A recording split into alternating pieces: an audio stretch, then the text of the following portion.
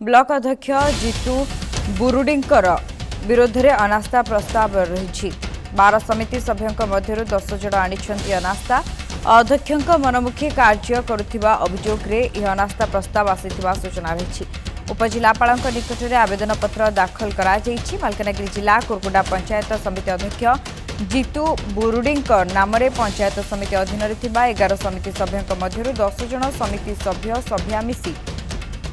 मालकानगिरी उपजिलापाल कार्यालय को जाई अनास्था प्रस्ताव निमंते आवेदन करिसेंती अध्यक्ष विरोध में पूर्व गोष्ठी उन्नयन अधिकारी अभियोग पत्र देवा सहित मासिक बैठक वर्जन करथिबा उल्लेख करने सहित 5 गोटी अभियोग को दर्शाई उपजिलापाल प्रदान करिसेंती जहाँकि पूर्व दिन मानकरे अध्यक्ष विभिन्न समय समिति सभ्या अणदेखा करथिबा सहित पंचायत समितिर उन्नयन कार्य खसड़ा प्रस्तुत समय सभ्या अवगत कराइबा उचित मनु नथिले सेहीपरि पंचायत समितिर कौनसी उन्नयनमूलक कार्य विषय जानिबा चाहिए दुर्व्यवहार करुवा सहित विभिन्न उन्नयनमूलक कार्य को निज पाख लोकंकु बिक्री करिथिबा मध्य उल्लेख रही एसबू असुविधा नहीं अभियोग करथिले मध्य आम्भे कौनसी सुफल पाई नथिबारु गत 27 तारिख रे थिबा समिति बैठक वर्जन करने सहित अनुपस्थित रहिथिलु बोली लिखित भाव में उल्लेख करिसेंती समिति सभ्या मध्य तुमुसापल्ली समिति सभ्य भीमा पड़ियामी कोरुकुंडा समिति सभ्या सविता सोड़ी नाका मामुड़ी समिति सभ्य लक्ष्मी खिल मारीवाड़ा समिति सभ्य इरमा माढ़ी सोमनाथपुर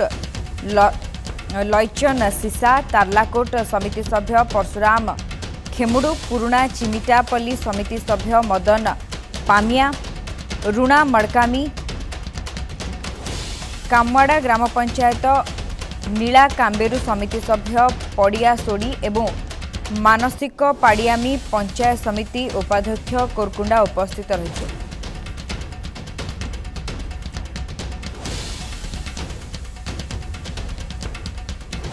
अधिक सूचना देउछंती प्रतिनिधि निरंजन मल्ल निरंजन जानवाई चाहबू ब्लॉक अध्यक्ष विरुद्ध में जो अनास्था प्रस्ताव आसी पाखापाखि 10 जन तो समिति सभ्य अभियोग सामना को आनी प्रकृत कारण कौन रही दाबी कौन रही निश्चित शुभसुविधा देखिए काली अपराह्न कोरकुंडा पंचायत समितिर पाखापाखि 10 जन 12 जन समिति सभ्य रही कोरकुंडा ब्लॉक रे से मध्य 10 जन समिति सभ्य आमर उपजिलापाल कार्यालय पहुंची अनास्था प्रस्ताव लिखित देते जहाँ आम देखा जो जीतू बुरुडी रही ब्लॉक अध्यक्ष विरुद्ध में पूर्वर अनेक अभियोग आसी कार्य सहयोग करना पीसी नापी भी पीसी भी डिमांड करें जो देखा जो समिति सभ्य रही प्रत्येक बैठक को सी आसती बार बार आम अनेक थर सूचना मिली से बैठक को आसती सहयोग करती बाकी रहा जो अन्य ग्राम जो रही उन्नयनमूलक कार्य कौन प्रकार सहयोग करती बाकी जो कम बिकवाटू आरंभ कर ठिकादार मान सहयोग करवा पीसी नहीं कम बिकवा ये सब अनेक रही अभियोग जहाँफल कि कोरकुंडा ब्लॉक रो 10 जन समिति सभ्य रही से उपजिलापाल निकट पहुंचते अनास्था प्रस्ताव दाबी देते किंतु जदि आम देखा जो 12 जन रही समिति सभ्य